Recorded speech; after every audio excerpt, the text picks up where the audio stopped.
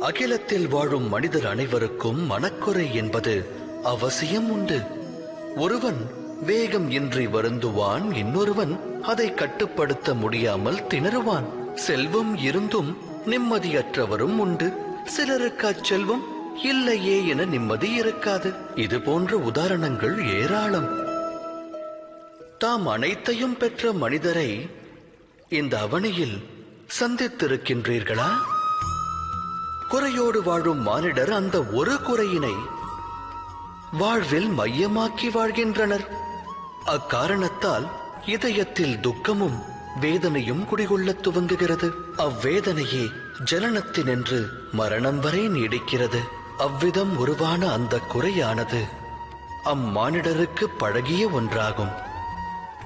வேறு சிலர் பற்றியும் கூறத்தான் வேண்டும். உருவான குறையை ஒரு சிலர் தம் சாமர்த்தியம் கொண்டு வெல்கின்றனர். அவர்களுக்கும் ஏனையோருக்கும் என்ன வேறுபாடு? தாம் இது குறித்து சிந்தித்ததுண்டா? இதற்கான விடை மிக எளிது. எவர் குறையினை வென்று காட்டுகிறாரோ, தனது சாமர்த்தியம் கொண்டு அதை வீழ்ச்சியடையச் செய்கிறாரோ, அவர் அதை கடந்த நிலைக்குச் செல்கிறார். ஆக குறை ஏற்படுவது விதிப்பயனே. ஆனால் அக்குறையை மதிகொண்டு வெல்லும் மானிடர்தான் மதிக்கப்படுவார்கள். சிந்தித்து செயலாற்றுங்கள்.